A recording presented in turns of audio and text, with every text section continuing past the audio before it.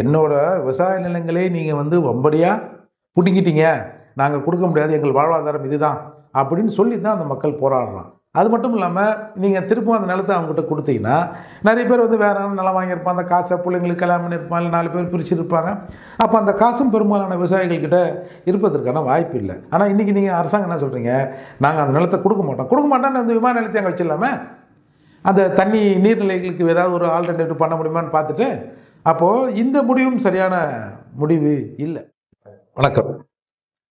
இன்றைக்கு சட்டமன்றமாக நடக்குதா அப்படின்னு பார்த்தீங்கன்னா, மக்களுக்கான பிரச்சனைகள் பெரும்பாலும் அதில் விவாதிக்கப்படுகிறதா அப்படின்னா, இவங்களுக்குள்ள இருக்கிற இந்த அரசியல் போட்டி, எப்படியாவது திமுகவை நம்ம எல்லாத்துலேயும் குறை சொல்லணும். நீ எது செஞ்சாலும் சரியில்லை, நாங்கள் செஞ்சது தான் நீ செய்கிற, உனக்கு ஒன்றும் புதுசாக எதுவும் பெருசாக ஒன்றும் இல்லை அப்படின்ற மாதிரி சொல்லணும் அப்படின்னு ஆரம்பிக்கிறாங்க. பொதுவாக வெளியில் ஒரு குற்றச்சாட்டு என்னென்னா, தாவேக்கா எப்படியாவது சட்டமன்றத்தில் ஒரு பிரச்சனை கிளப்பி திமுக காரங்க கை வாங்கினானுன்னா பத்தியா அராஜகம் பண்ணுறானுவா, நீங்கள் உங்களை வீட்டுக்கு அமிச்சது சரிதான் அப்படின்னு சொல்லணும்னு மாதிரியும் பார்க்குறாங்க. இதில் நீங்கள் பாருங்கள், இப்போ பரந்தூர் விமான நிலைய விவகாரத்தில் அந்த ஏரியாவில் இருக்கிற மக்கள் அதை இங்கே வேண்டாம் அப்படின்ற மாதிரி ஒரு போராட்டம் தொடர்ந்து நடந்து கொண்டு இருக்கிறது. இது மக்களுக்கான ப்ராஜெக்ட்டு இல்லை, இது மக்களுக்கு எதிரான ப்ராஜெக்ட்டு, அதன் அடிப்படையில் தாவேக்கா முடிவெடுத்திருக்குதுன்னு சொல்லிட்டா சிம்பிளாக முடிஞ்சது. ஆனால் அதை விட்டுட்டு நீங்கள் ஏன் இதுக்கு ஆதரவு தெரிவிச்சிங்க, ஏன் நாங்கள் இதை கேன்சல் பண்ண உடனே மாப்பிள்ளை தரப்பு ரொம்ப வருத்தப்படுதா, எதிர்ப்பு காட்டுறீங்களா, அப்படிலாம் தேவையில்லாமல் வெளியில் இருக்கிற நபர்களை பற்றி உள்ளே பேசக்கூடாதுன்னு ஒரு சட்டமன்றத்தில் ஒரு விதி இருக்குது. அப்படி இருக்கிற போது அதை உள்ளே கொண்டாந்து அதில் ஒரு சண்டையை உருவாக்கி ஜனங்களும் இதை ஒரு வேடிக்கையான நிகழ்ச்சி மாதிரி அப்படி பார்த்துட்டு கடந்து போகிறாங்க இல்லையா. ஆக மொத்தம் இது 27,400 ரூபா ப்ராஜெக்டா, அப்படி இல்லை இவங்களுக்குள்ள உன் நிலம் வாங்கிட்டான், ஏன் நிலம் வாங்கிட்டான், நாங்கள் ஒன்றும் வாங்கலை அப்படிங்கிற ஒரு பிரச்சனையான்று தெரியாத அளவுக்கு இன்றைக்கி போகுது. இதில் பொதுவாக நாம் பேசிக்கலாக சில விஷயங்களை இதில் தெரிஞ்சிங்கன்னா தான் இதில் என்ன நடந்திருக்கும் நாம் யூகிக்க முடியும். அப்போது இந்த பரந்தூர் விமான நிலையத்தின் மொத்த மதிப்பு 27,400 கோடி ரூபாய். அப்போது மொத்த நிலம் எவ்வளோ தேவைப்படுது அப்படின்னா, ஒரு 5,846 ஏக்கர், கிட்டத்தட்ட ஒரு 13 கிராமங்கள் அது உள்ளடக்கி இருக்குது. அப்போது இதில் தனியார் பட்டா நிலங்கள் எவ்வளோன்னா, ஒரு அப்ராக்சிமேட்லி 3,800 ஏக்கர் விவசாயம் மற்றும் பொதுமக்களோட சொந்த இடம். இதில் 3 போகம் விளையிற நன்சை நிலங்கள் இருக்கு இல்லையா, அது கிட்டத்தட்ட 2,681. இதுதான் ஒரு மிகப்பெரிய இழப்பாக இதில் கருதப்படுது. ஏன்னா உங்களுக்கு தெரிஞ்சிருக்கும், சில இடங்களில் ஏரி பாய்ச்சனம் இருக்கும், அப்புறம் ஆற்று பாய்ச்சனம் இருக்கும், விவசாய கிணறு பம்பு செட்லேருந்து தண்ணி எடுப்பாங்க. சில இடத்துல மழையை நம்பி தான் போகமே இருக்கும், மானாவாரி பயிர் மாதிரி. ஆனால் இங்கே நீர்நிலைகள், பம்பு செட்டு, அது இதுன்னு இருக்கிறதால 3 போகம், அதாவது வருடம் முழுவதும் அங்கே நெற்களஞ்சி. ஒரு காலத்தில் தஞ்சாவூரில் தான் 3 போகம் விளையும் அப்படின்னு, முப்போகம் விளையும் சொல்லுவாங்க இல்லையா, அந்த மாதிரியான லேண்ட் இது. அரசு நிலங்கள் 1,972 ஏக்கர் அரசுக்கு சொந்தமான புறம்போக்கு நிலம் இருக்குது. அந்த அரசு நிலத்தில் உள்ள நீர்நிலைகள்னு கணக்கு போட்டோம்னா கிட்டத்தட்ட ஒரு 30 ஏரி இருக்குது, ஒரு 380 பாசன நிலங்கள், காவா போகிறது வருது, சின்ன குட்டை, அது இதுன்னு இருக்குது. இதில் நிலம் அக்விசேஷன் பண்ணுறாங்க இல்லையா, அரசாங்கம் நிலத்தை ஒருத்தரோட நிலத்தை போய் எடுக்குது இல்லையா, அதுக்கு ஒதுக்கப்பட்ட தொகை தொகை 1,822 கோடி அந்த இழப்பீடுதாரர்களுக்கு கொடுக்குற மாதிரி. அரசு பொதுவாகவே இந்த மாதிரி நிலங்கள் எடுக்கிற போது ஒரு கைடன் வேல்யூன்னு ஒன்று இருக்கும். இப்போ ஒரு உதாரணத்துக்கு ஒரு சென்ட் ஒரு இடத்துல கைடன் வேல்யூ ஒரு 5,000 வைங்களேன், இல்லை ஒரு 5 லட்சம் வைங்க ஒரு சென்ட். இப்போ தான் இந்த ஈஸியாக பக்கம் விலை இருப்பிச்சில்ல, ஒரு 5 லட்சம்னா அது மார்க்கெட் வேல்யூ மேபி 10 லட்சம் இருக்கும், 12 லட்சம் இருக்கும். அப்போது எல்லாருமே அப்படி தான். இப்போ யார் நிலம் வாங்கினாலும் கைடன் வேல்யூ ஒன்று, மார்க்கெட் வேல்யூ ஒன்று, கருப்பு வெள்ளை கலந்து தானே எல்லாம் வாங்குறாங்க. அது இன்கம் டேக்ஸில் வேலை செய்கிறவனே வாங்கினாலும் அப்படி தான் வாங்குறான், அது ஒரு கதைன்னு வச்சுங்க. அப்போது அரசாங்கம் இதில் உரிய விலைக்கு மாற்றாக ஒரு 3 மடங்குலேருந்து ஒரு 7 மடங்கு வரைக்கும் தராங்க. ஒரு ஏக்கருக்கு 35 லட்சத்துலேருந்து 2 கோடி வரைக்கும் அரசாங்கம் ஃபிக்ஸ் பண்ணிக்குது. இதில் பாதிக்கப்படுகிற வீடுகள் எத்தனைன்னு பார்த்தோம்னா ஒரு 1000க்கு மேலே, ஒரு 1,500, 1,005, ஒரு 1,100க்குள்ளே வருதுன்னு வச்சிங்களேன். அப்போது இப்போ என்ன சொல்கிறாங்க, நாங்கள் 90% நிலங்களை கையகப்படுத்திட்டோம். அப்போ அந்த நேரத்தில் இது எப்படி நீங்கள் இதை கேன்சல் பண்ணுறீங்கன்ற ஒரு மிகப்பெரிய கேள்வி வருது. அப்போது ஆக்சுவலாக இவங்க எந்த அளவுக்கு நிலங்களை எடுத்திருக்காங்கன்னா, திமுக சொல்கிற மாதிரி ஒரு 1,802 ஏக்கர், அதாவது மொத்த 5846 ஏக்கரில் இந்த 1802 ஏக்கருங்கிறது ஒரு 48% மட்டும்தான் இவங்க எடுத்திருக்காங்க. அப்போது 90% நிலங்களை நாங்கள் எடுத்துட்டோம் அப்படின்னு சொல்கிறது பொய் தானே. அப்போ இந்த ஏகனாபுரம், காரை, தண்டலம், சிறுவள்ளூர் கிராமங்களில் ஒரு சென்ட் கூட எடுக்க முடியல. அங்கே தொடர்ந்து போராட்டங்கள் நடந்துன்னு இருக்குது. இதில் ஒரு இப்போ வீடு கணக்கெலாம் சொன்னோம். இதில் என்னென்னா ஒரு 1558 ஏக்கர் நீர்நிலை இருக்கு இல்லையா, இது எல்லாமே இந்த நீர்நிலையை தூத்துட்டு அதுக்கு மேலே நம்ம வந்து கல் இதை கொட்டி, ஏன்னா இப்போ ஏர்போர்ட்னா கொஞ்சம் ஸ்ட்ராங்கான கட்டணம் இருக்கணும் இல்லையா. அப்போ ரன்வே போடுறதுக்கு நம்ம சாதாரண ரோடு போகிற மாதிரிலாம் போட முடியாது. அப்போ அதுக்கு பிரத்யேகமாக அதை ஸ்ட்ராங் பண்ணி போட்டோம்னா எல்லாமே வந்து ஒரு ட்ராப் தண்ணி கூட ஊடுருவ முடியாத அளவுக்கு அங்கே காங்கிரீட் போட்டோம்னா அந்த காங்கிரீட்டில் அந்த 1558 ஏக்கரில் விழுற தண்ணி அப்படியே கன்வெர்ட் ஆகி சென்னைக்கு வந்து நிற்கும்னு இந்த புவியியல் அமைப்பை பற்றி சொல்கிறவங்க சொல்கிறாங்க. அப்படி அங்கே கட்டினோம்னா அந்த தண்ணியெல்லாம் வந்து மூழ்கி, நீங்கள் ஒரு தடவை செம்பரம்பாக்கம் ஏரியை திறந்து விட்டாங்கன்ற கேள்விப்பட்டீங்களா, அந்த மாதிரி பல 100 மடங்கு தண்ணி வந்து சென்னைக்குள்ளே பூந்துடுச்சுன்னா உங்களால் ஒன்றும் கட்டுப்படுத்த முடியாது சாமி. அதால் இதுக்கு வந்து நீங்கள் வந்து ஒரு மாற்று தான் வேணும் அப்படின்னு இவங்க சொல்கிறாங்க. இப்போ இவங்க அதுக்கு ஒரு புதுசாக ஒரு கணக்கு சொல்கிறாங்க. வந்து ஏர்போர்ட்டில் வந்து நிறைய பேர் வந்து போனால் தாயா வந்து தொழில் வளர்ச்சி வரும், நீ அங்கே பெங்களூரை பாரு, அங்கே பாரு, இங்கே பாரு அப்படின்னு ஒரு கணக்கை சொல்கிறாங்க இல்லையா. இப்போது அதுக்கு ஒரு புள்ளி விவரத்தை வெளியிட்டிருக்காங்க. இப்போ சென்னை விமான நிலையம் இருக்கு இல்லையா, அதோட மொத்த கெப்பாசிட்டி அந்த இடம் ஒரு 1300 ஏக்கர். அதிகபட்சமாக 2.5 கோடியிலேருந்து 3 கோடி வரைக்கும் பயணிகளை கையாளுகிற திறன், அதாவது அங்கே போயிட்டு வர்றது. இப்போ இவங்க இதில் வந்து முக்கியமாக சொல்கிறது என்னென்னா, இந்த ஏர்பஸ்னு ஒரு ஃப்ளைட் இருக்குது, ஏர்பஸ் 380ன்னு அதில் மாடல் சொல்லுவாங்க. அது வந்து இருக்கிறதுலே மிகப்பெரிய விமானம். அது வந்து இந்த மாதிரி நம்ம சென்னை விமானத்தில் ரன்வே இருக்கு இல்லையா, நீங்கள் அந்த சினிமா நியூஸ் எல்லாம் பார்த்தீங்கன்னா ஒரே ஒரு பெரிய கட்டு மாதிரி போய் அப்படி அந்த ஃப்ளைட்டில் போய் இப்படி ஒட்டும், அதான் அந்த பிரிட்ஜ், ஏர்வே பிரிட்ஜுன்னுவாங்க. அது வந்து இந்த ஏர்பஸ்ஸுக்கு செட் ஆகிற மாதிரி நம்மக்கிட்ட இல்லை. அதால் இந்த ஏர்பஸ்ஸில் வந்து 853 பயணிகள் மேக்சிமம் உட்காரலாம். அப்போது அப்பேற்பட்ட பெரிய நிறுவனத்தை இயக்குகிற, விமானத்தை இயக்குகிற கெப்பாசிட்டி இங்கே இல்லை. அதால் நம்ம அதை கொண்டு வரணும். ஏன் ஒரு ஃப்ளைட்டில் 853 பேர் வரப்போகிறான் நினச்சானா அவன் 2 ஃப்ளைட்டில் வரப்போகிறான், இது என்ன இருக்குது, இது ஒரு காரணமா. இப்போ நீங்கள் கம்பேர் டு பெங்களூர்னா அது கிட்டத்தட்ட ஒரு 4000 ஏக்கரில் இருக்குது. அப்போது 4000 ஏக்கரில் இருக்கிறது ஒரு வருஷத்துக்கு 4.5லேருந்து ஒரு 5 கோடி ஜனங்களை அது வந்து பயணிகளை சுமக்குது, ஹேண்டில் பண்ணுதுன்னு வச்சுக்கலாம். அதே மாதிரி ஹைதராபாத்தில் 5500 ஏக்கரில் இருக்குது. அதில் வந்து 3 கோடியிலேருந்து 8 கோடி வரை அது வந்து எக்ஸ்டெண்ட் பண்ணி வச்சுருக்காங்க. இப்போ டெல்லியில் 5100 ஏக்கர், அது வந்து 8 கோடியிலேருந்து ஒரு 10 கோடி அளவுக்கு பேசஞ்சரை கையாளுது. அதான் இந்தியாவில் நம்பர் 1 ஏர்போர்ட்டு அதுதான் வச்சுங்களேன். இப்போ நவி மும்பையில் ஒரு 2866 ஏக்கரில் ஒன்றா கட்டி வச்சுருக்காங்க. அது 9 கோடிக்கு சரி பண்ணுது பேசஞ்சரை. விசாகப்பட்டினத்தில் வந்து 2203 ஏக்கரு. அப்போது இதெல்லாம் கலங்கு பண்ணி இப்போ வந்து பரந்தூரில் வந்து நம்ம முன்னாடியே சொன்ன மாதிரி 5846 ஏக்கரில் ஒரு 10 கோடி பயணிகளை வந்து நாம் ஹேண்டில் பண்ணணுன்றதுக்காக தான் இது. இதில் நமக்கு என்ன சொல்ல வரேன்னா, இப்போ வந்து டெல்லி, மும்பை, பெங்களூர், ஹைதராபாத் இந்த மாதிரி மற்ற இன்டர்நேஷ்னல் ஏர்போர்ட்டுகளை கம்பேர் பண்ணும்போது சென்னையில் இருக்கிறது வந்து 5வது இடத்துல இருக்குன்னு வச்சிங்களேன். பட் இந்த ஆட்டோமொபைலு சில இண்டஸ்ட்ரிகளில் வந்து சென்னை வந்து முன்னணியில் இருக்குது. இப்போ இதில் இருக்கிற ஏர்போர்ட் வந்து 1300 ஏக்கர் மட்டும்தான் இருக்குது.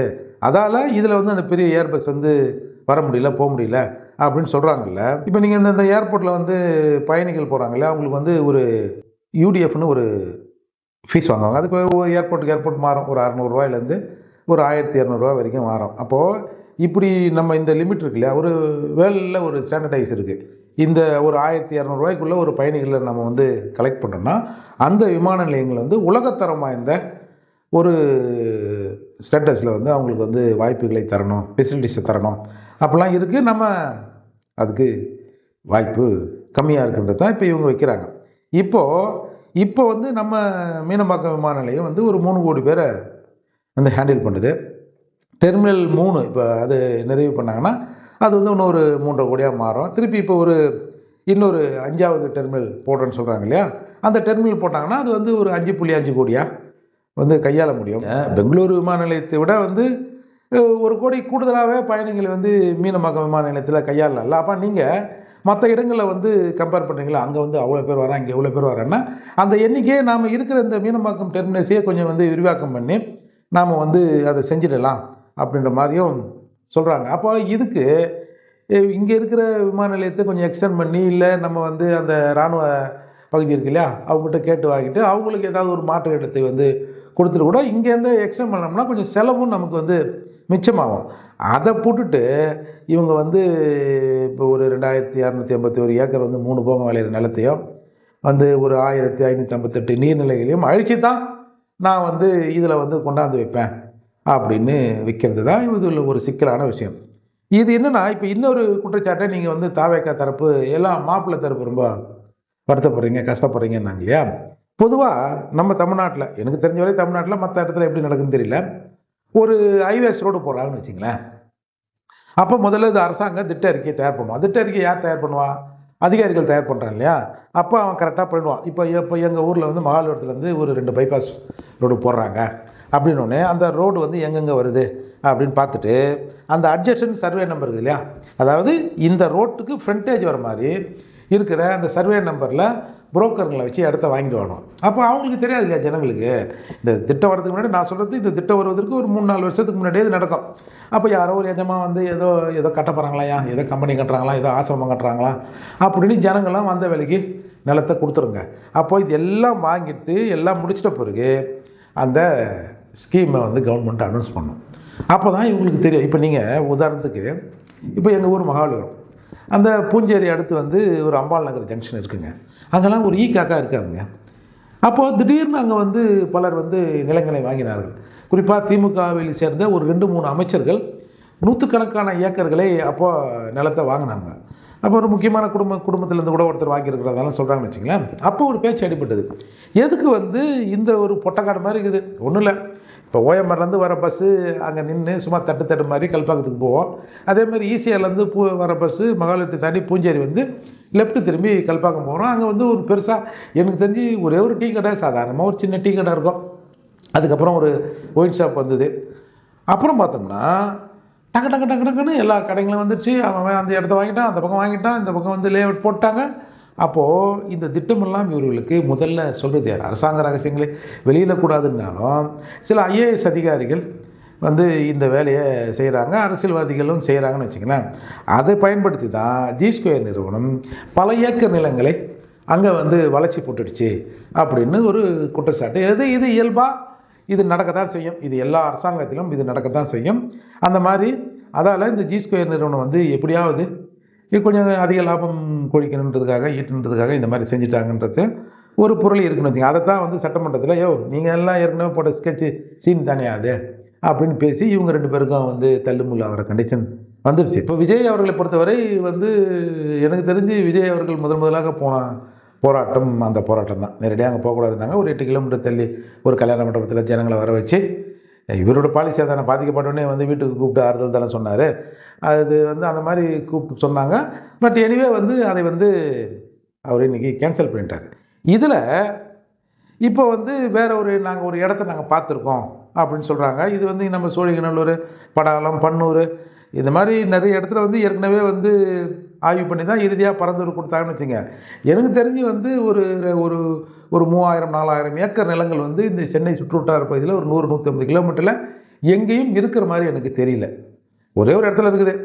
ஒரு 50,000 இல்லை ஒரு 10,000 ஏக்கர் கூட எடுத்துக்கலாம்னா அது ஒரு இடம்னா கடல் தான். கடல் மேலே கட்ட முடியாதுன்னு நினைக்கிறேன். அதனால் இது இப்படி இருக்கா. இப்போது நாங்கள் வந்து இடத்த முடிவு பண்ணிட்டோம் அப்படின்ற மாதிரி சட்டமன்றத்தில் சொன்னாங்க. சரி, நீங்கள் வந்து இந்த இடத்த வந்து எடுத்தீங்க இல்லையா, அதுக்கு நம்ம தொழில்துறை அமைச்சர் சொல்கிறாங்க, இந்த இடத்த நீங்கள் எடுத்தீங்கன்னா இந்த இடத்த என்ன பண்ண பாருங்க. பொதுவாக 14 ஆண்டுகள் வந்து ஒரு இடத்த எடுக்கிறோங்க, ஒரு பர்பஸ்க்காக எடுக்கிறோம். அதாவது இங்கே வந்து ஒரு பஸ் ஸ்டாண்ட் வரப்போகுது, இல்லை இங்கே வந்து இப்படி சொல்கிறேன் எளிமையாக பல இடங்களில் புரிகிற மாதிரி, இங்கே வந்து அரசாங்கம் வந்து ஹவுசிங் போர்டு கட்டப்போகுது அப்படின்னு சிலரோட நிலங்களை எடுப்பாங்க. எடுத்த உடனே எடுத்துகிட்டு ஹவுசிங் போர்டு ப்ராஜெக்ட் அடுத்த ஆட்சி மாதிரி இருக்கும், அது அப்படியே இருக்கும். ஒரு 10-14 வருடங்கள் ஆன பிறகு பாதிக்கப்பட்டவங்க கோர்ட்டுக்கு போவோம். அதாவது அவன் காசு வாங்கிட்டு இருப்பான் ஏற்கனவே அரசு. ஏன்னா நிலத்தை அரசாங்கம் எடுனா கொடுத்தானே ஆகணும். இறுதியாக அப்படி தான் போய் முடியும். போனவுடனே இவங்க வந்து நீதிமன்றத்துக்கு போவாங்க. சார் இந்த மாதிரி இந்த பர்பஸ்க்காக நிலத்தை எடுத்தாங்க, 14 வருடங்கள் ஆகுது, இன்னும் அந்த நிலத்தை அரசாங்கம் எந்த பயன்பாட்டுக்கு என்ன பண்ண போகிறேன்னு சொன்னாங்களோ அதை பண்ணவே இல்லை, எனக்கு வந்து நிலத்தை கொடுங்க அப்படின்னு சொன்னால் வந்து பெட்டிஷன் கொடுப்பாங்க.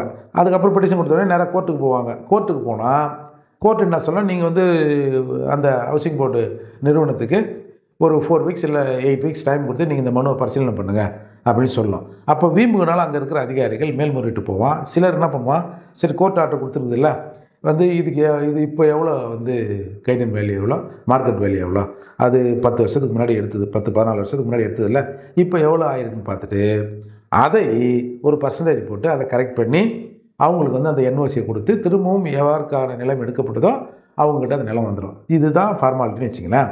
இப்போ நம்ம தொழில்துறை அமைச்சர் சொல்கிறாங்க, நாங்கள் வந்து அந்த இடத்த வந்து வேறு ஏதாவது ஒரு தொழில் தொடங்குவதற்காக பயன்படுத்துவோம்.